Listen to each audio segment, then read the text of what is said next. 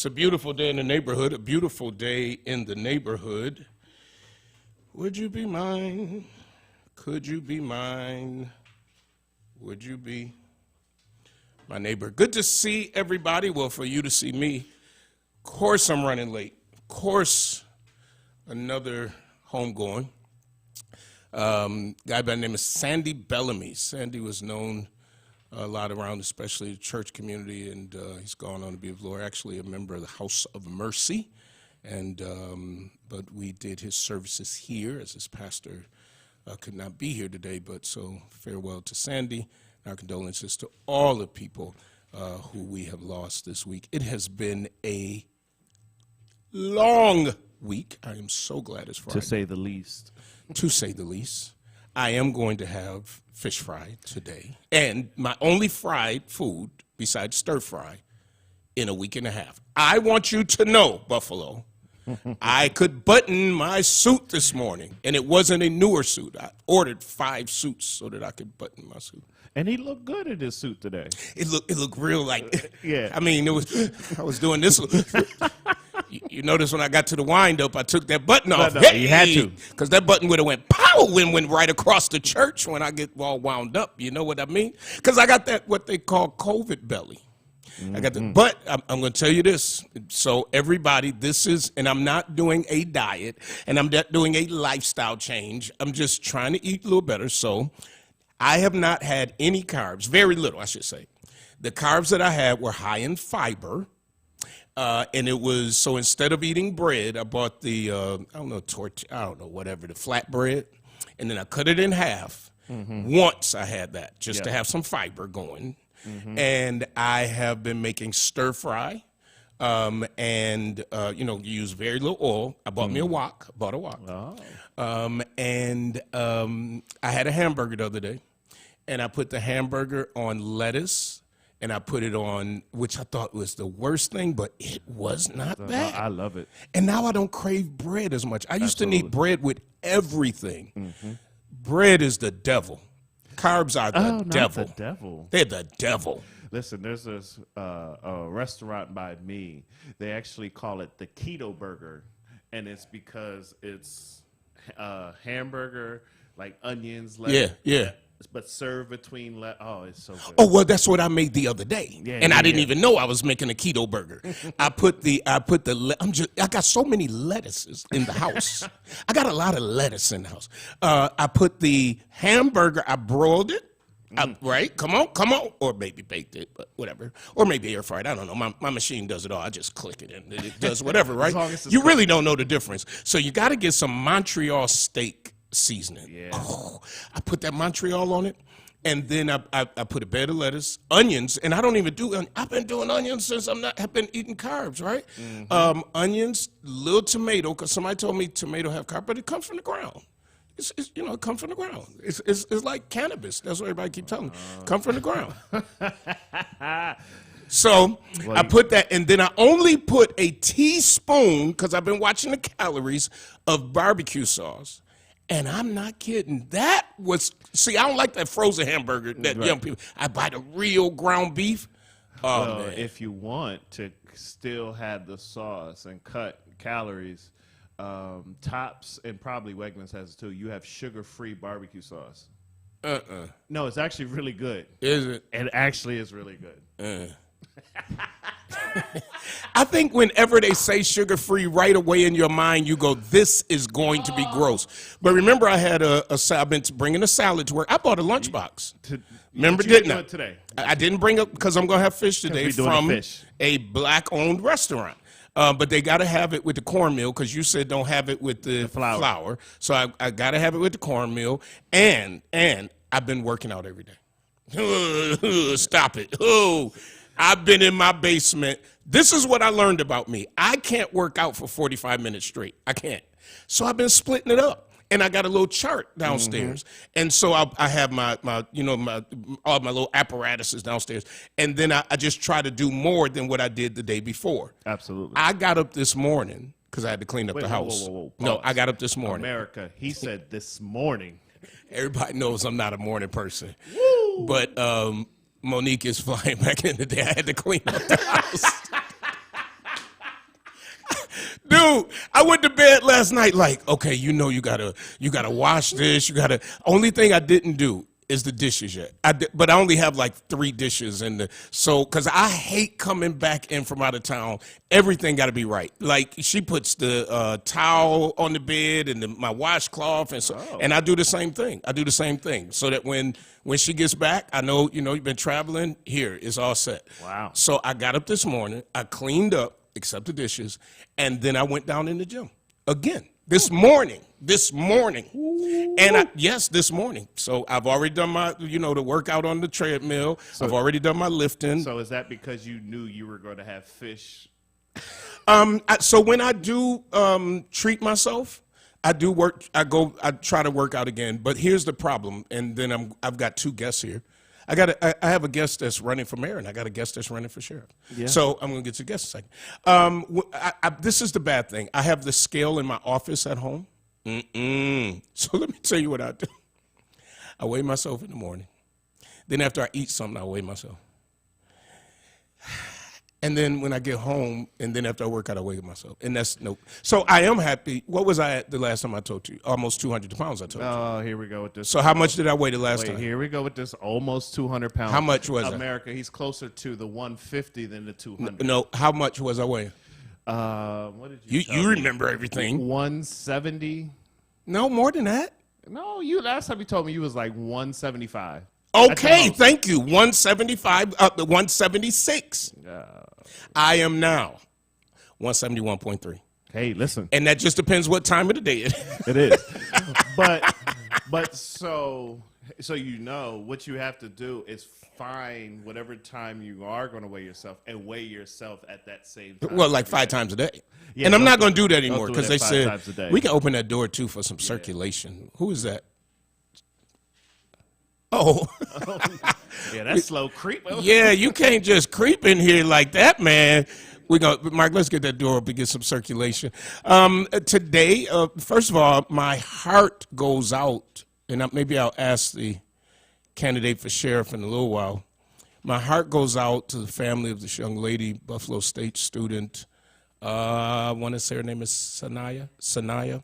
And they are presuming some things. I don't know how they got to that, but I'm sure I've heard how they got to that.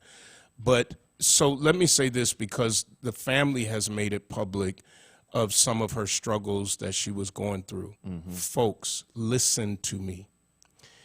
If you are having a hard time dealing emotionally or mentally, please talk to somebody, please.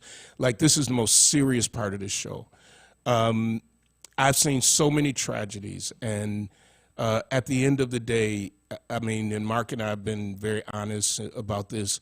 If I didn't have somebody to talk to, I'm telling you, there are just dark seasons that you go through in your life, all of us. And I am not going to pretend that there weren't times in my life where I didn't want to live. And I tell the story publicly. I had seasons where, and especially one just really dark season, where I remember I was traveling a lot at the time. I felt disconnected. And I would be on the plane saying, and this is the truth, if any plane in the world has to go down, save everybody else on the plane, but just let me go. Mm-hmm. Or waking up and going, dang, I'm alive again. And I had people close to me who I could trust to talk to and not be judged. And years ago, I would have never shared that, because then automatically, you crazy, you got problems. Well, I do have some problems. Yes, we do. Yeah, but depression and all that is real, and it's nothing to be looked down on, and it's nothing to be, laughed at. And so if there's somebody out there watching right now, there's numbers you can call. You can call here at the church. We had somebody call yesterday who was very upset about something going on in their life. And what I tell you, get them in as soon as possible. I don't even have the space in the calendar, but we always make the space for somebody, because it's real, And so please, and it's not just adults like me. When these young people tell you that they feel like taking their life or that they're depressed, take them seriously. Because if you don't listen to them and if you tell them, oh, you're going to be all right, they're not going to be all right. You know? And I was just getting ready to say, because we've had this conversation with the coaches I coach with, and I was telling Elder McKinney yesterday, what I'm seeing is kind of from even our young people now, they don't know how to deal with adversity. Yeah. And I'll just be out because we don't know how. Yeah. So, but we were just scared to death of certain things. And now if they don't know how to deal with that adversity, we don't know how to deal with adversity. And like you said, it's just like, well, shut up, suck it up. It ain't that bad. Yep. And like we have kids that are in counseling just because their parents are getting a divorce. Yep. Or they're trying to figure out, I'm going to school, but 6 days out the week, I'm not even eating. And so there's that adversity that and everybody goes through it. And just what you said, some communities, they have access to counselors. Now, I want to say this because we can't say we don't have access. Right. Because we have so many counselors here at True Bethel that belong to True Bethel. They could take up a quarter of the church. And I mean certified counselors.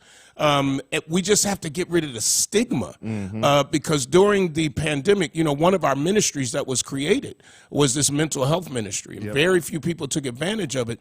And this wasn't spiritual counseling. It wasn't digging into your life. It was having a safe place to talk. And so we did a lot of that right here on the show of talking about how tough it was. Mentally, it was tough for me. It still is to have the kids in the house all day. And I didn't realize it until they were out of town. Then I started working out, but it's not only tough for me, it's tough for them. Yeah. Now my little one, he could stay home for 10 years. I almost want to keep him home. He learns better at home. But the older one, he wants to go. He wants to be around friends. Social life. And so I'll leave it there. Because I don't want to take too much. I've already taken enough time, but I know I was late, so I wanted to make sure we had an audience. So if you're on Facebook, go ahead and share that you are on so somebody can come on and meet the mayoral candidate. Mark, give me a tighter shot on this camera because you got me all. Well, that's because that's the interview shot. Your tight shot is right here. Well, could you give me my tight shot? He's showing all my pants, and if I'm doing stuff, you know what I mean, bro? If I'm doing stuff with my fingers, you can get a chair and sit right there. You ain't got to stand. This is, this is the most laid-back place in the world. I met her, my first guest. I feel like I'm on late night or something.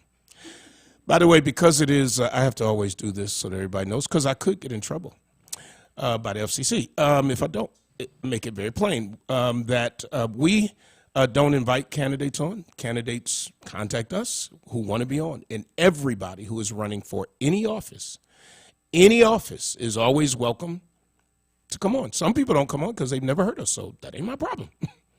So that's how we do interviews. I do not send out a request to a candidate.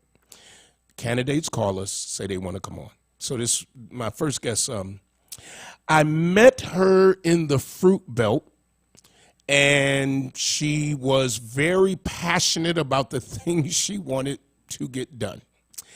And she cornered me at the Moot Center. I saw her before, She cornered me at the Moot Center. Hey, what do you think about the land trust? Maybe she didn't say it like that, but kinda. Hey, what do you think about the land trust? I said, I don't know what a land trust is. And I didn't. I really didn't. And she said, well, I'll tell you what a land trust is. And if I tell you what a land trust is, will you support our land trust? And I said, well, when I figure out what the land trust is, I'll see. And she educated me on what a land trust was. And we introduced land trust through her and her team to the city of Buffalo. And I fought to make sure she would be that we would have the land trust. Now, she's going to tell you what the land trust is in a second if she wants to. This is not the first land trust in the city of Buffalo. There was another one in the Fillmore district. But by the admittance of the former council member, Franzak, he said it did not work because it was being done in an area that was not facing gentrification. So you didn't need a land trust because the land was already low in value. So the first successful land trust came about because of this young lady. India Walton is with us. Good to see you, India. Nice to see you. Thank you for having me. So you got the badge on and stuff.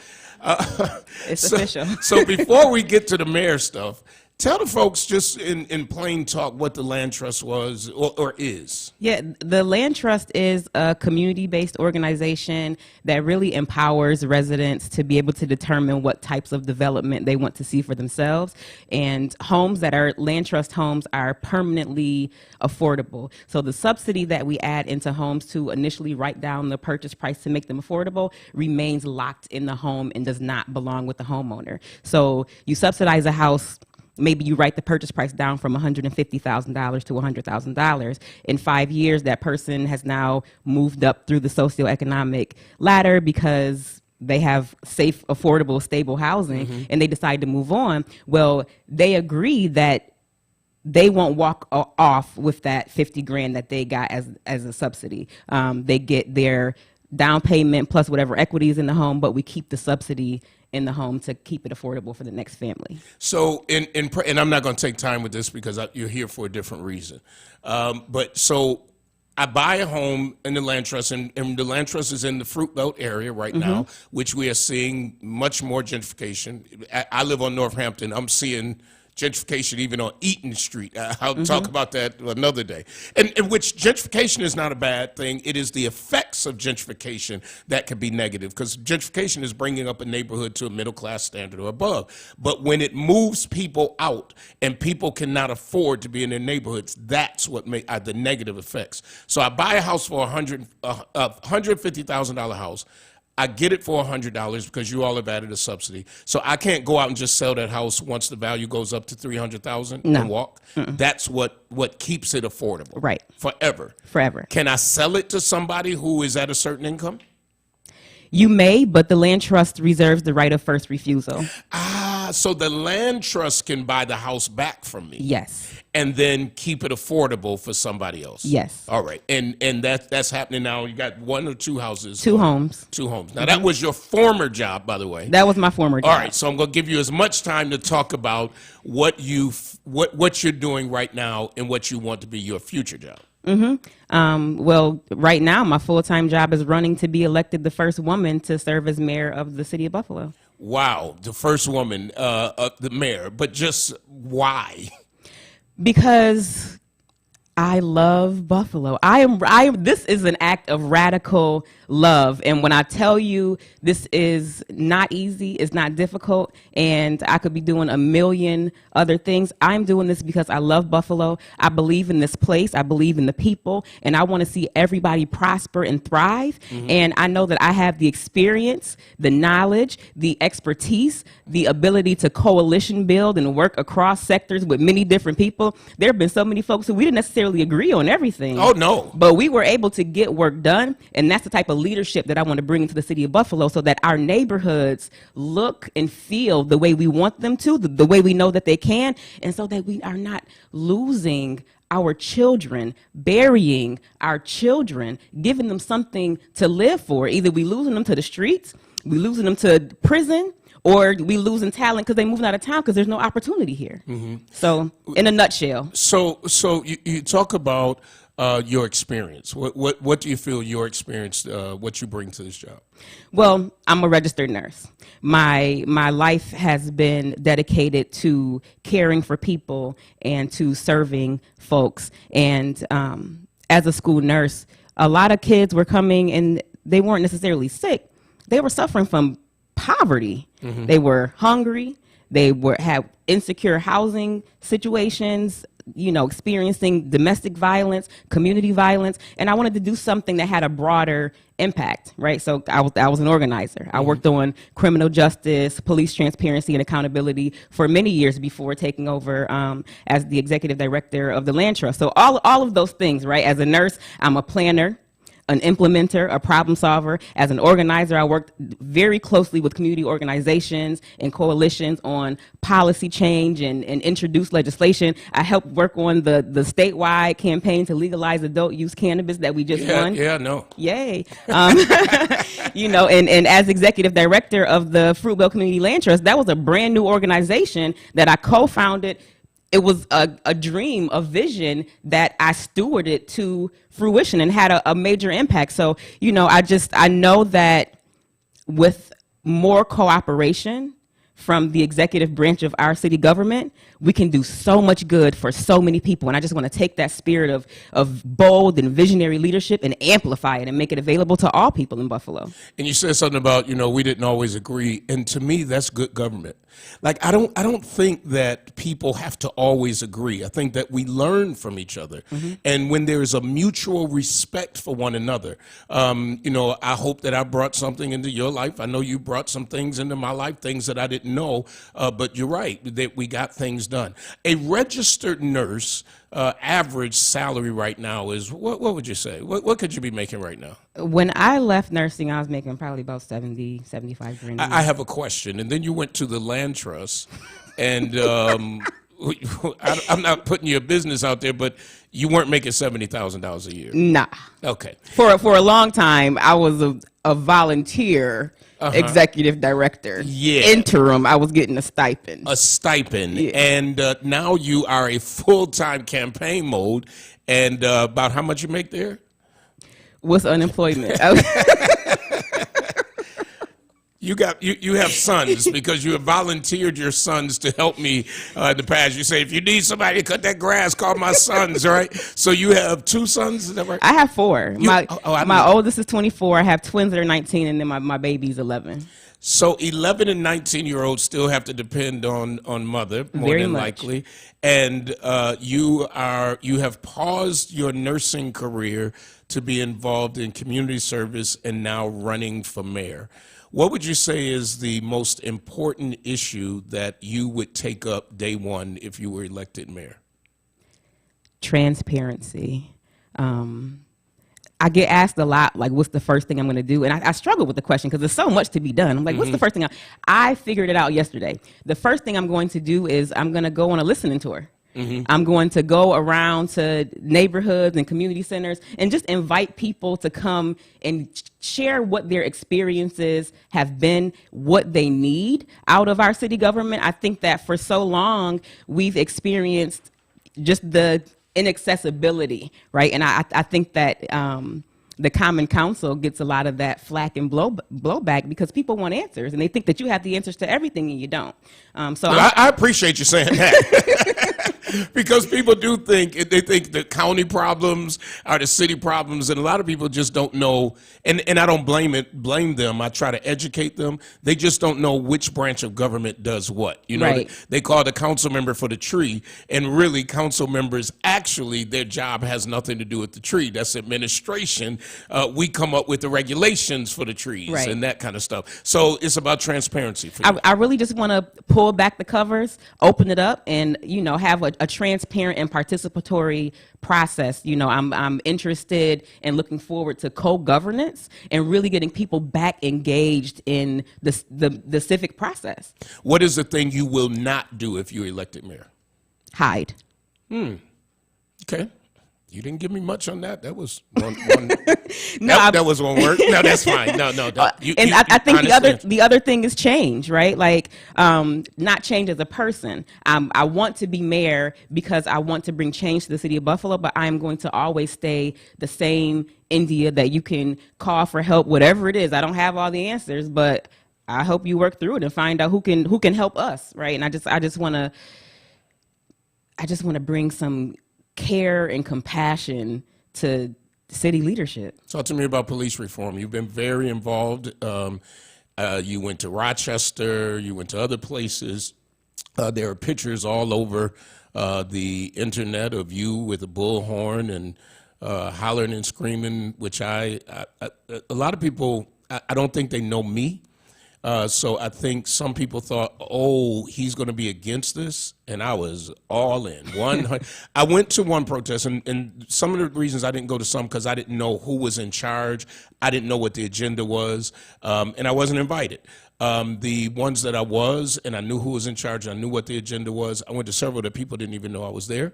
I remember Madison Carter was marching in front of me, and she looks up, and I kept saying, Madison, Madison. And she turned around, and I had my hat on, but I was there, and I had my mask on because I thought that was so important. You know, and people always say, go check the receipts. I've been fighting for reform a long time, but there wasn't a rise. You know, there wasn't. It was me saying it, and then like, okay, now y'all gonna let me get arrested and get beat up. So you know what I mean? It wasn't what we had last year, and even now, because that smoke is still lingering. It's still lingering. And what I hope from those who were so organized that it doesn't go away. We still have a long way to go. We do. And I'm putting on my other hat for a second. You know, it could be us and them all day long, but that's just a war.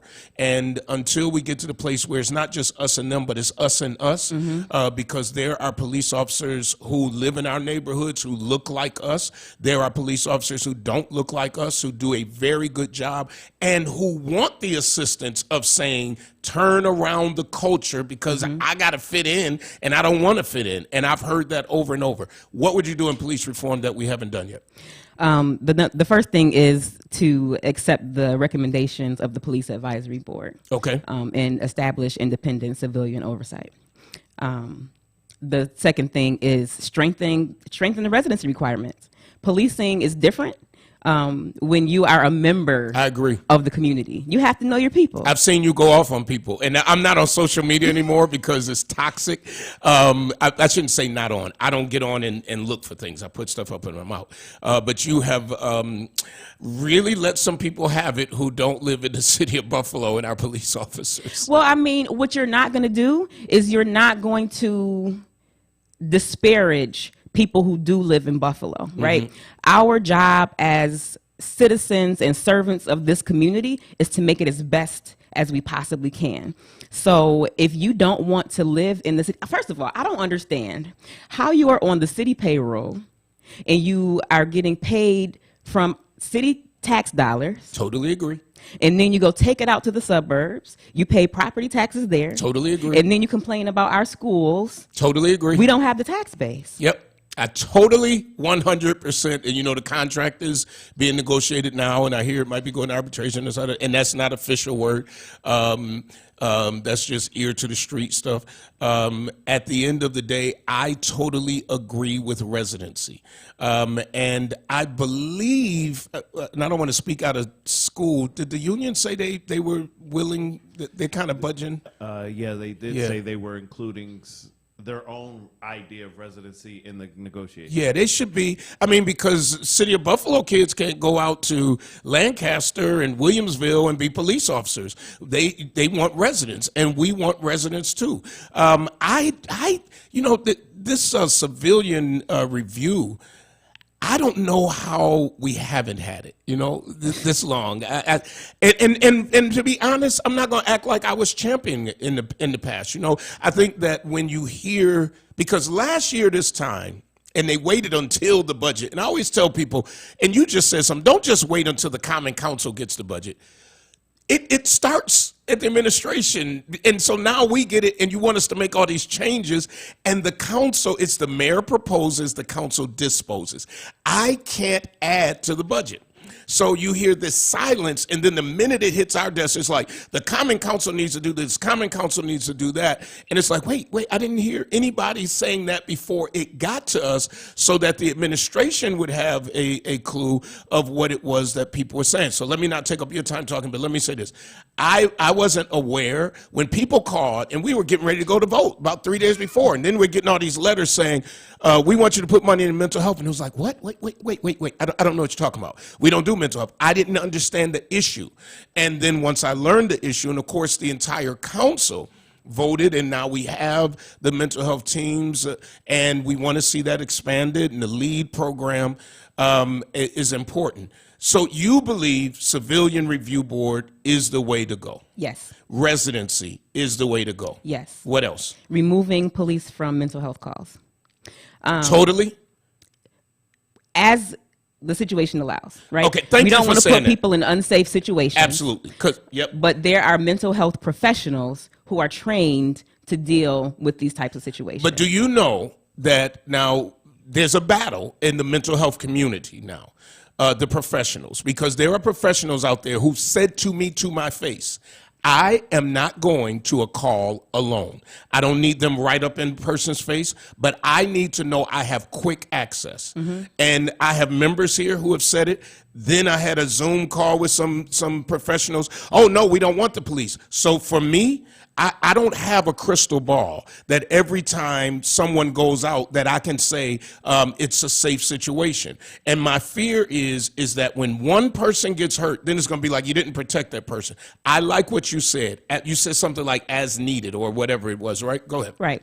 I think the other thing is that the lack of engagement is really what kills me, because as a worker and as a union member, it would really frustrate me when our management will make a decision about our workflow without asking us. So you don't place reforms on top of rank and file patrolmen. You engage with them and ask them. I'm willing to bet you that they don't want to be responding to mental health calls. They have better things to do with their time, absolutely. right? Like, we have cut mental health services, we've cut social services, and what we do instead is we send the police to everything. Somebody's homeless, we send the police, Absolutely. right? So we need to remove the responsibility of social care from the police and put it back where it belongs, which is in social services and social programming and safety nets in our community. So before I ask you for your last words, and then we have a candidate who is running for Erie County Sheriff who's coming right behind you, who happens to be a woman of color, of African descent.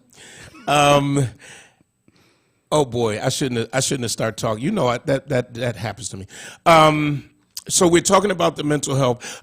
Here it is. So do you believe that there is anything else that is pending right now that we should be looking at? The right to know.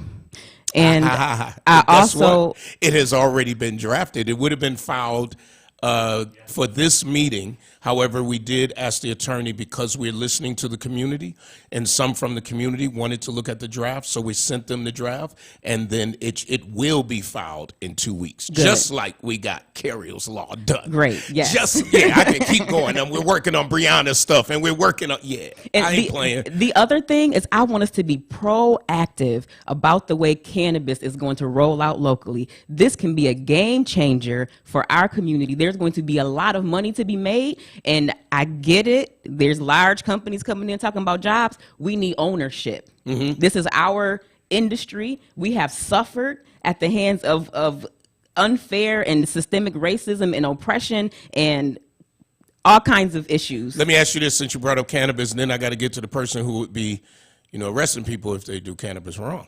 Yes. Our young people are already having troubles getting jobs. What happens, in your opinion, when cannabis rolls out and they can now go to the store and be high, and what does that do for opportunities? So if it's regulated similar to alcohol, you have a social responsibility. You don't go to work drunk. Okay.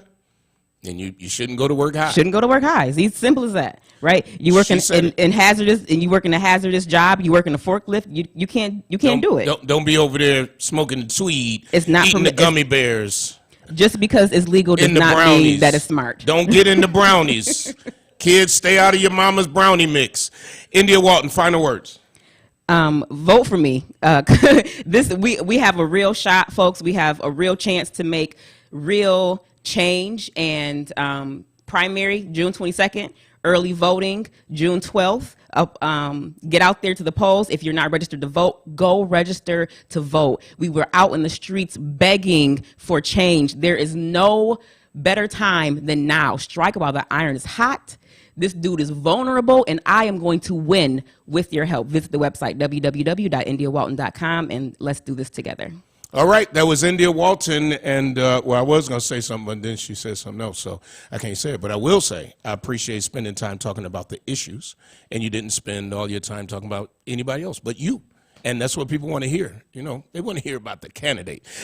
Speaking of candidates, they're going to switch. Oh, I'm looking over here. Yeah, you guys can cross. It's all right. I have no other choice. We don't have, we got some bells and whistles. We're working on more. Yeah, I don't have a full studio. Yeah, well, the new place will have the full. We're going to put money into to enhancing, but we have a really good setup. Yeah. I am not going to say we don't have a good setup. She's trying to take the extra. Oh, she's trying to go through, and you just knocked us out. Knocked the shit. Come on around this way. It's all right. It's all right because nope. Don't you can leave it right there. We all right. She running for sheriff, breaking my cameras and stuff. I don't know. If I ain't like her, I don't know. We just probably did stop this interview. I do. You're running Kim. No. There's a whole list now of names. You got to hyphenate it.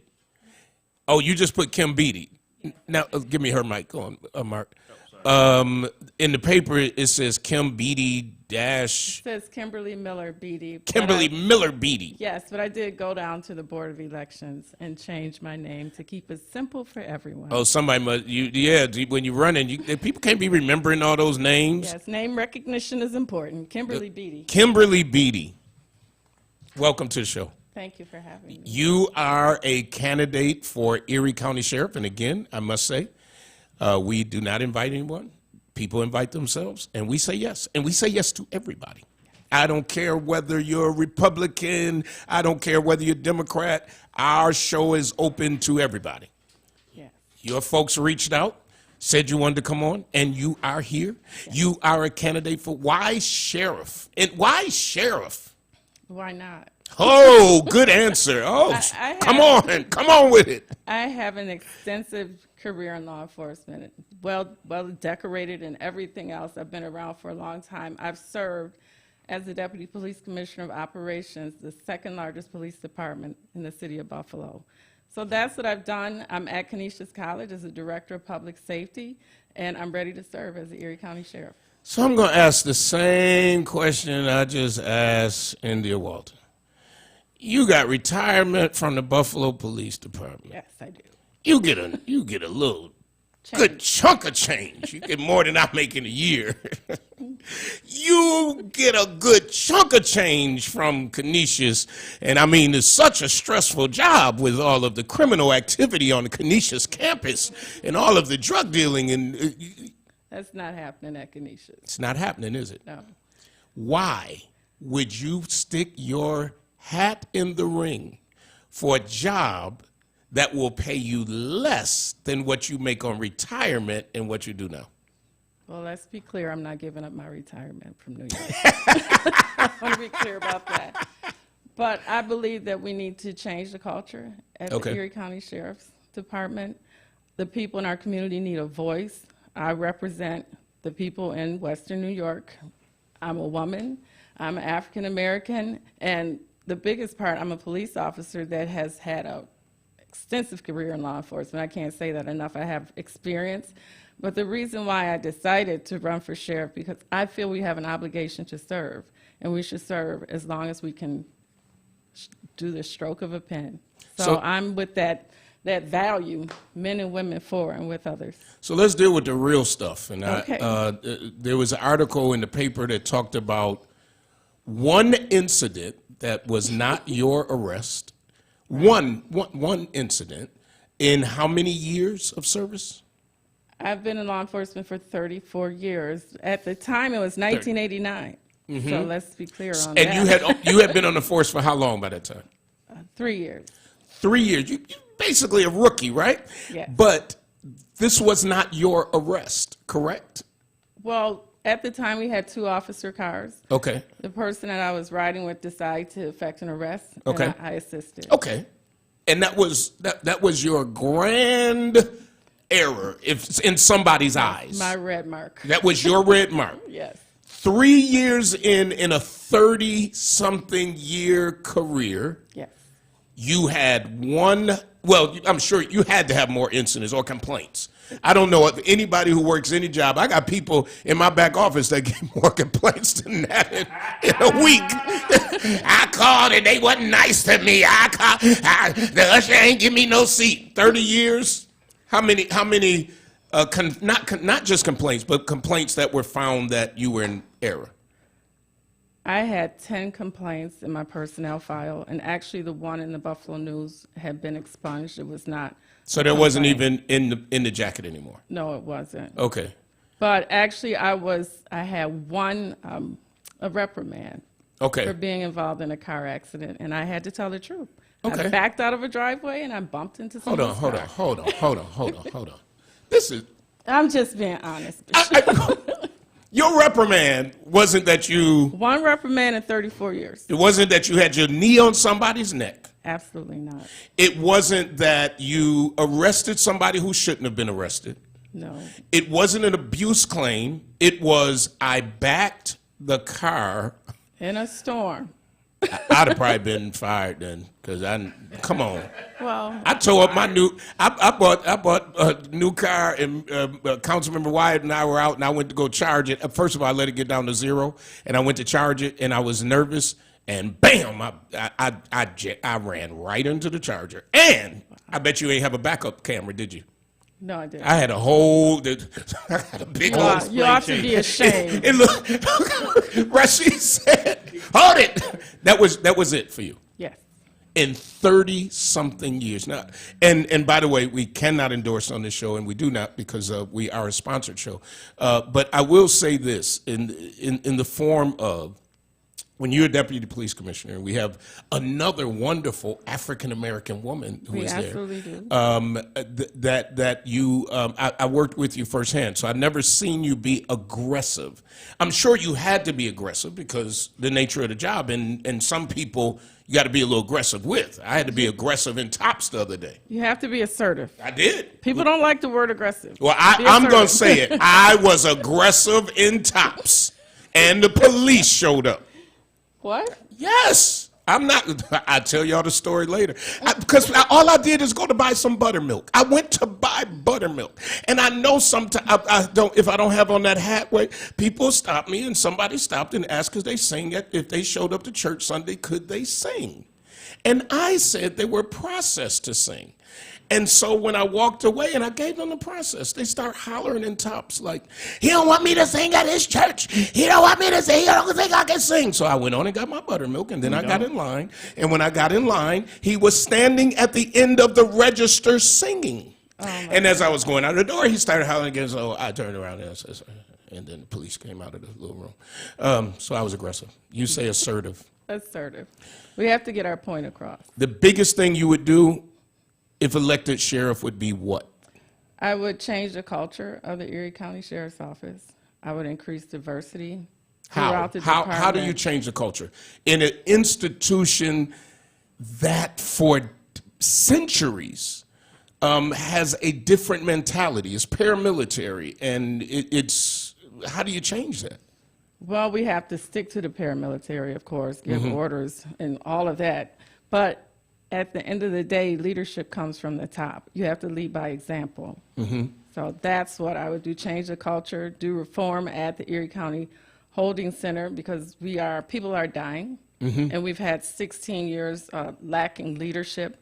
So I would absolutely be a leader. We'd have to do reform at the Alden Correctional Facility. And right now we have 34% of the capacity population is in those facilities. So we have to look at those locations. Of course, we don't want to lose jobs, but we need to properly manage. So you would be the top police officer for the county. Yes. What do you think about all of the efforts on police reform? We have to be accountable. When I worked for the Buffalo Police Department, and as you know, being on the council, I felt like people had to be accountable for their jobs. That was another complaint in the paper, and I will hold people responsible. Reform has to be put in place. We have to meet the needs of the community, and we have to do it with community policing and people having interaction with us. We cannot be invisible. We need a sheriff that can be seen and be heard. So now you have to run, and we've had these discussions.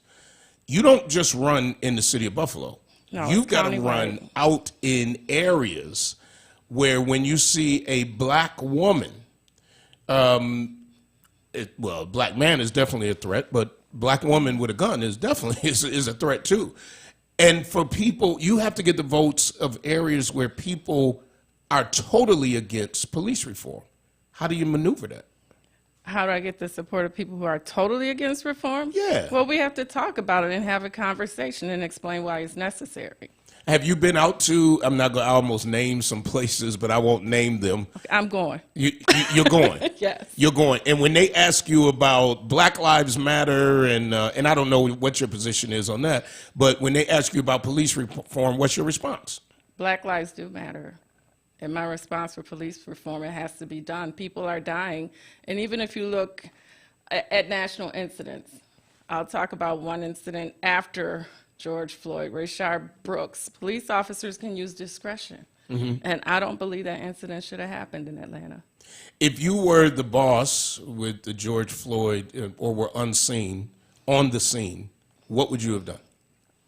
If I was on the scene, I would have stopped it from happening. I would have, they say don't admonish officers in public, but I would have probably done something. Do they say that? Yes. Don't admonish an officer in public? Right. Is that in the rule book? Is that what they're taught? Or that's kind of a given? It's taught and it's a given, yeah. You take officers in private and do discipline. But I would have certainly had Officer Chauvin leave the scene. I would not have let that continue. I do believe that we have to intervene. So I would have intervened, and I would have had him leave the scene and wait for me at the station. So, Carriel Horn, Yes. with a lot of community support, and I should say the majority of the Common Council, we passed what I call Carriel's Law. Yes. It was one of the, for me, as a sitting legislature, one of the greatest accomplishments on the council. And it would not have happened without public support. It wouldn't, I don't believe it would have happened without public support. So when we're talking about Carriel's Law and those type of things, are those things that you would like to see in the sheriff's department? Because that's just city police. Carol winning her case completely was a long time coming. And did you see the guy is suing her now for the guy who won the defamation he's suit? suing to get back the default payments. Right. He wants some of her money. The officer? Yeah, the one who's retired. The one I ain't gonna go into it because I got sued and That's I ain't got no that's an 40,000. all-day The discussion. one who avoided jail time himself. Yeah, that's all I'm gonna say. I don't have 40,000 for your homes. Well, he should not be entitled to her royalties. Carol has been out there a long time, standing up for people in the community, and that is her money, and she deserves it. So She do you did a believe great Carriel's job. Law should have happened? Yes, And would you want something like that in the county? yes, You were in the race. You were out of the race. yes. And I want to say publicly, we stayed on the phone a long time before you got out of the race. Yes, we Long. Me begging you Yes. not to get out of this race. Begging you not to get out of the race. And you got out, and then you got back in. I don't want to really talk about, unless you want to talk about why you got out. I want to talk more about why you got back in, if you don't mind sharing that story. Okay, I got back in because I had a lot of pressure from people, a lot of support, and it was still in my heart to get back in, but I had to do a reset. But when your family tells you, you know, your values of compassion, dignity, and respect, they matter, and that's what we need in Erie County. But the biggest reason why I got back in, not only was the community out there rooting for me, I heard from the faith-based community, and there was a lot of pressure, but when my daughter walked into my room and said, "Mom, when you turn 80 years old, I don't want to have this conversation with you."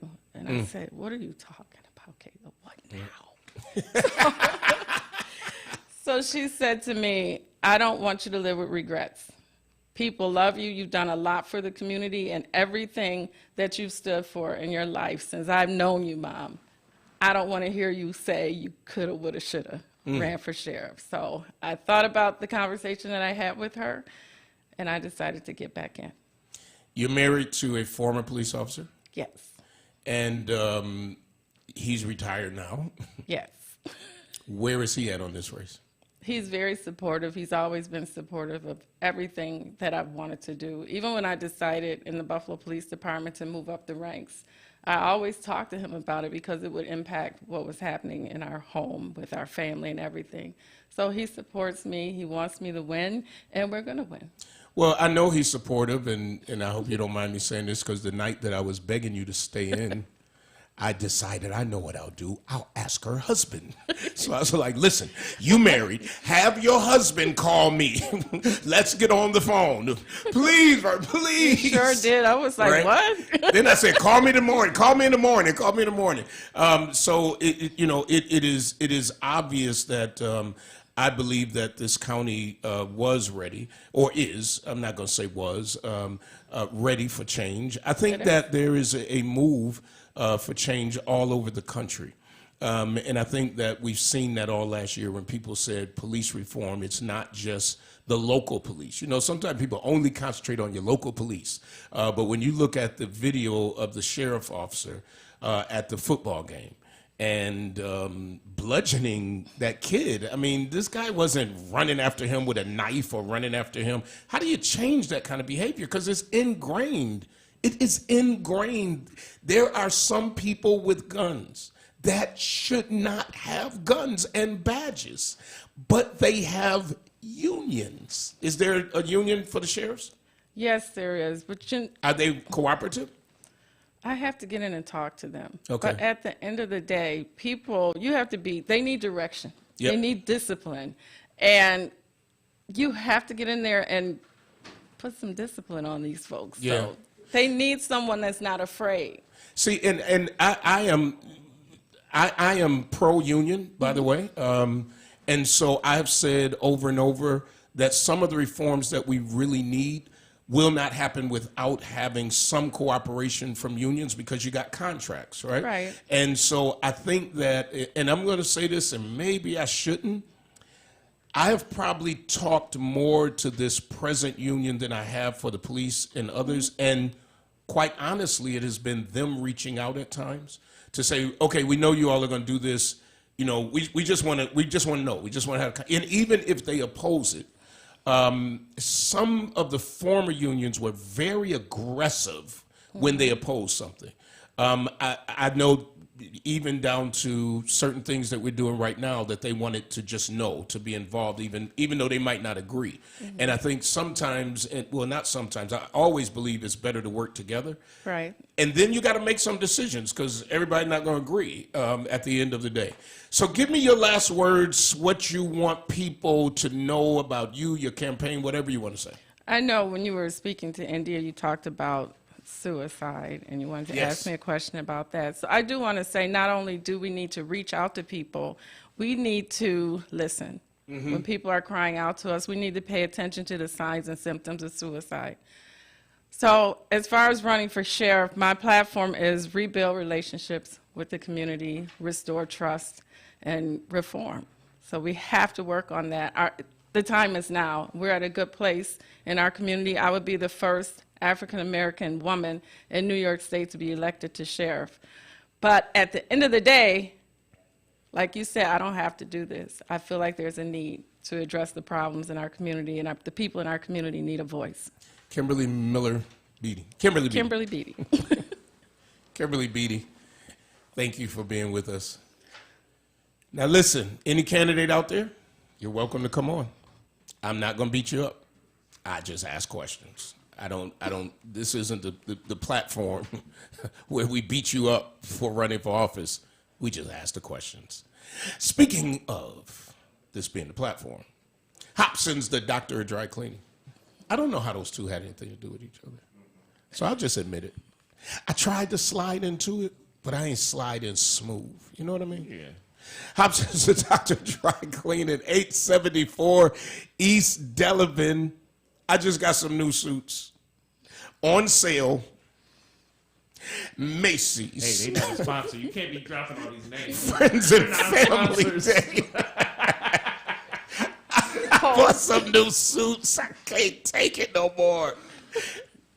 Hey, they have a sale at Kohl's. So they got one at Kohl's too. Stop name dropping for non-sponsors.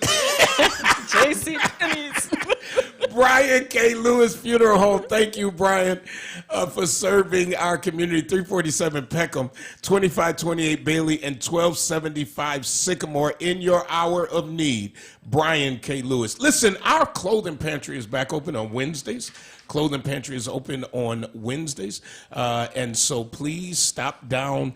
And even today, our food pantry is open. You can drive through. It's in the back parking lot of the back of our parking lot. You don't have to have any ID. You don't have to have your income statement. We just want you to and someone who may be in need of groceries. It's free.